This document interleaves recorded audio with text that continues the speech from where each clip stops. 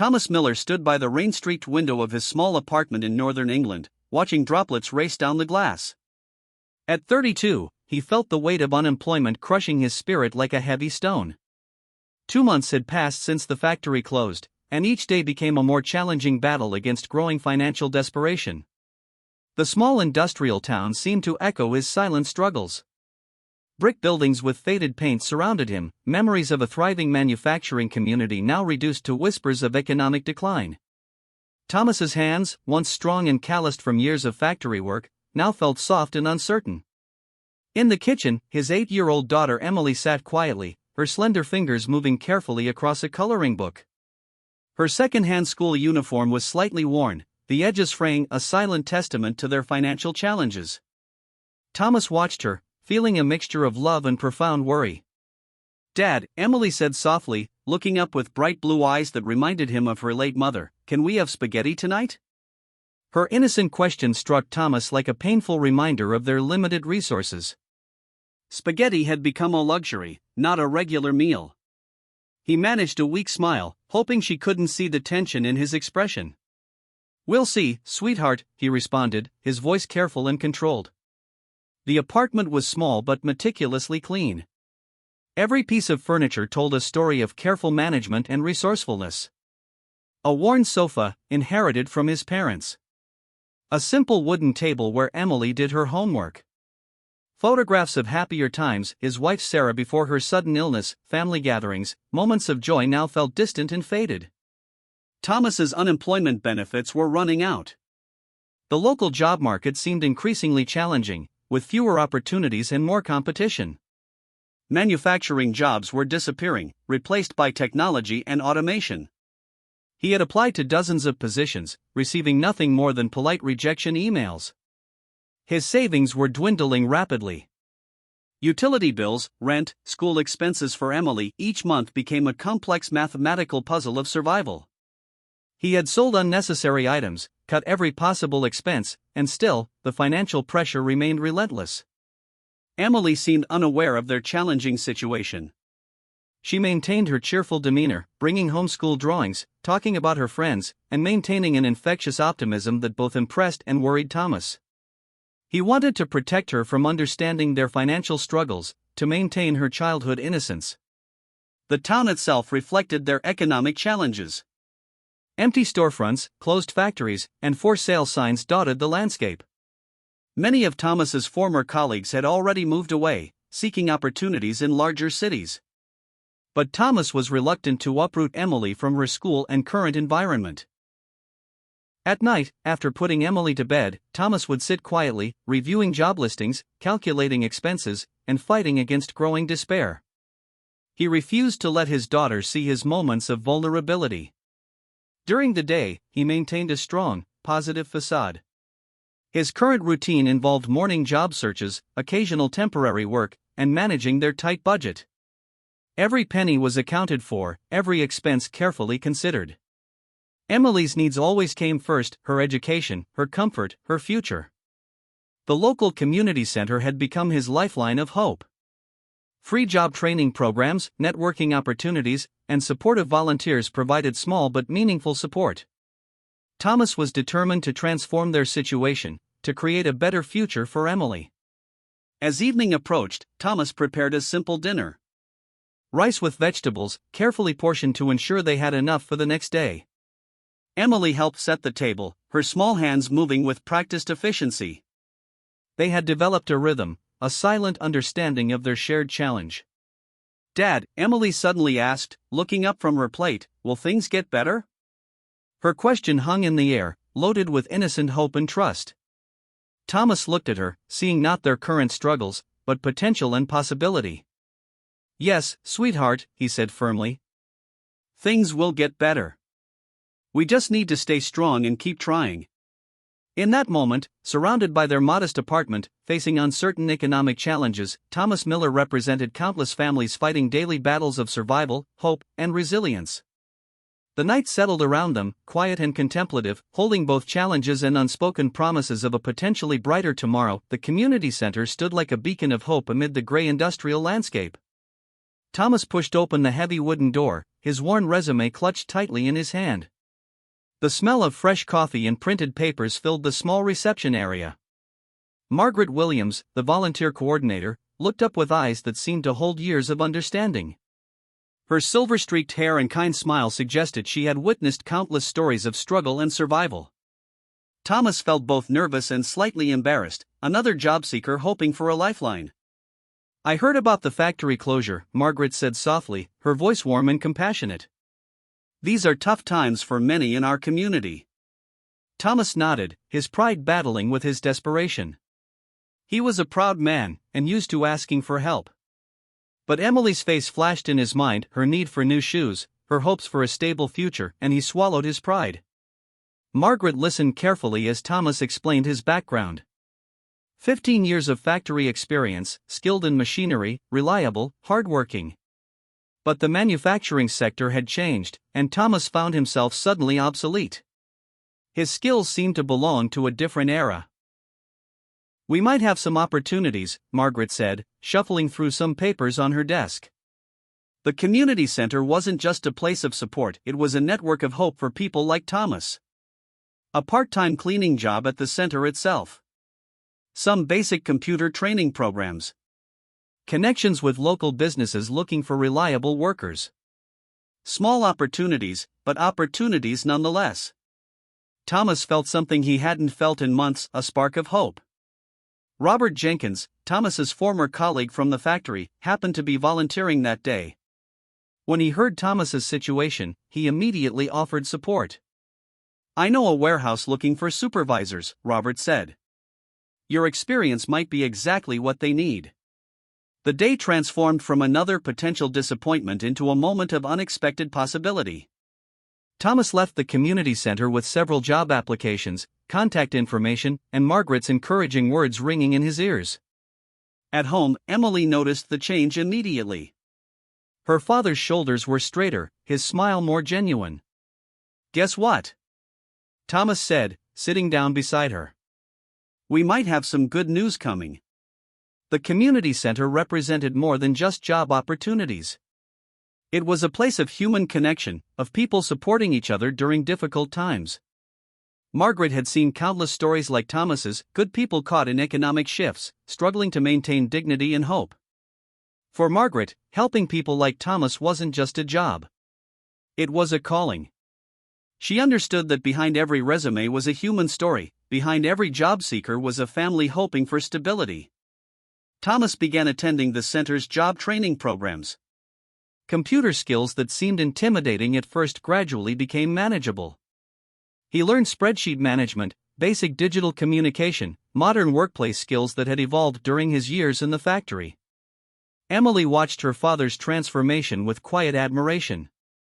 She saw him studying late at night, practicing computer skills, preparing for potential interviews. Her coloring books were often spread beside his training materials, two different kinds of learning happening simultaneously. The local businesses Margaret connected Thomas with were diverse. A small logistics company needed someone with mechanical understanding. A local warehouse required supervisory skills. Each opportunity was a potential bridge out of their current financial struggle. Robert's recommendation proved crucial. The warehouse supervisor position wasn't glamorous, but it promised stability. Regular hours, decent pay, potential for growth. For Thomas, it represented more than just a job, it was a chance to rebuild, to provide for Emily. As weeks passed, the community center became more than just a resource center for Thomas. It became a symbol of hope, of human kindness, of communities supporting their own during challenging times. Margaret watched Thomas's progress with quiet satisfaction. She had seen many stories of recovery, of people finding their path after unexpected setbacks. Thomas was becoming another testament to human resilience. Emily's excitement was palpable. New shoes seemed possible. Maybe a small treat during grocery shopping. The tension that had lived in their home began to dissolve, replaced by cautious optimism. Hope, Thomas was learning, often arrived in unexpected packages. Sometimes it looked like a kind smile, a helpful recommendation, a training program, a community center that refused to let people fall through the cracks. As night fell, Thomas looked at Emily, feeling something he hadn't felt in months, a sense that things might just work out after all. Thomas Miller approached the job training program with the determination of a man who understood that survival meant adaptation. The community center's computer room became his classroom, filled with second-hand computers and hopeful individuals seeking a second chance. His calloused factory hands, once skilled at operating heavy machinery, now tentatively touched computer keyboards. Spreadsheets, which once seemed like complex puzzles, gradually became understandable landscapes of numbers and possibilities. Emily watched her father's transformation with quiet admiration, her young mind absorbing his dedication. The training program covered multiple skills: warehouse management, basic accounting, digital communication. Thomas absorbed everything like a sponge. Each new skill felt like a weapon against unemployment, a shield protecting his daughter's future. Other participants, ranging from young graduates to middle-aged workers like himself, created a community of mutual support. Emily's school performance began subtly improving. She saw her father's commitment to learning and found inspiration in his resilience. Her teachers noticed a newfound confidence, a spark of determination that seemed inherited from her father's recent transformation. Robert Jenkins, Thomas's former factory colleague, became an unexpected mentor. He introduced Thomas to local business networks, shared insider knowledge about job markets, and provided crucial recommendations. "The world is changing," Robert would say. "Those who learn, survive." The warehouse supervisor training became Thomas's primary focus. He learned inventory management, digital tracking systems, and modern logistics technologies. His mechanical background from the factory provided an unexpected advantage. Understanding machinery translated surprisingly well into understanding complex logistical systems. Evenings at home transformed. Instead of worry and tension, the apartment filled with study materials, practice tests, and occasional moments of shared laughter. Emily would sit beside her father, doing homework while Thomas reviewed his training materials. Their bond, already strong, grew deeper through this shared journey of learning. Local businesses began noticing Thomas's commitment. His age, once considered a disadvantage, now became a strength. Employers appreciated his work ethic, his willingness to learn, his maturity. The job market, which had seemed impossibly closed, started showing tiny cracks of opportunity. The community center became more than just a training location. It was a place of transformation, where people redefined their potential. Margaret Williams continued supporting Thomas, providing guidance, connecting him with resources, believing in his capacity for reinvention. Thomas's computer skills improved dramatically. Email communication, which once seemed intimidating, became comfortable. Online job applications, previously a source of frustration, now felt manageable. He created a professional digital profile, showcasing his evolving skills and experience. Emily's perspective on challenges began changing. She watched her father transform disappointment into opportunity, uncertainty into structured learning. Her school projects started reflecting this newfound understanding: essays about resilience, presentations about family strength. The warehouse supervisor position emerged as a real possibility. Thomas's combination of mechanical experience, new digital skills, and mature work approach made him an attractive candidate. Interviews, once a source of anxiety, became conversations of mutual exploration. Financial pressures, while not completely disappearing, began feeling less overwhelming. Each new skill, each training session, each potential job opportunity represented a step towards stability. Thomas's determination became a quiet force of transformation. Robert's network proved invaluable. Recommendations, insider information about job openings, professional connections, all became tools in Thomas's journey. The industrial community, which had seemed so rigid, revealed unexpected layers of support and opportunity. Margaret watched Thomas's progress with maternal pride. She had seen many stories of recovery, but Thomas's journey felt special. A man refusing to be defined by job loss, committed to growth, dedicated to his daughter's future. As months passed, Thomas's transformation became complete. No longer just a former factory worker, he had become a learner, an adapting professional, a father showing his daughter the power of resilience. Emily's perspective on challenges had fundamentally changed. She understood now that setbacks were not endings, but opportunities for growth. Her father had become her first and most powerful life teacher. The small apartment, once a symbol of struggle, now felt like a launching pad of potential. Thomas looked at Emily, seeing not just his daughter, but a future full of possibilities, shaped by learning, hope, and unwavering determination. The warehouse job transformed Thomas Miller's life in ways he never anticipated. Regular paychecks began healing the financial wounds that had tormented their small family for months. Every pound earned felt like a victory against uncertainty. Emily's school shoes were no longer a distant dream. Thomas carefully selected a sturdy pair from a local shop, watching his daughter's eyes light up with excitement. Her worn-out previous shoes, which had been a constant reminder of their struggles, were now replaced with something new and hopeful. The shift manager position demanded discipline and commitment. Thomas arrived early, stayed focused, and demonstrated the work ethic that had defined his factory years. His supervisors noticed his dedication, appreciating his mature approach and willingness to learn. Small savings started accumulating in their modest bank account. Thomas created a careful budget, allocating money for essentials, emergencies, and occasional treats for Emily. She learned the value of money, understanding the difference between wants and needs. Weekends became opportunities for connection. Thomas began volunteering at Emily's school, helping with reading programs. His involvement showed other children and parents that setbacks were temporary, that hard work could rebuild lives. Emily's academic performance improved dramatically. Her teachers noticed her increased confidence, her enthusiasm for learning. She started participating more in class discussions, her eyes reflecting a newfound sense of security and hope. The local community center, which had been their initial lifeline, remained an important support network. Margaret Williams continued offering guidance, celebrating Thomas's progress. She saw in him a representation of resilience, of working-class strength. Robert Jenkins, Thomas's former factory colleague, became a consistent mentor. He shared professional advice, introduced Thomas to broader networking opportunities. Their friendship represented more than professional connection, it was a bond of mutual respect and support. Thomas's approach to parenting evolved. He didn't just provide financially, he became an active participant in Emily's education. Evening study sessions became moments of shared learning, breaking the potential cycle of limited opportunity. The warehouse job offered training opportunities. Thomas completed additional certification courses, expanding his skill set.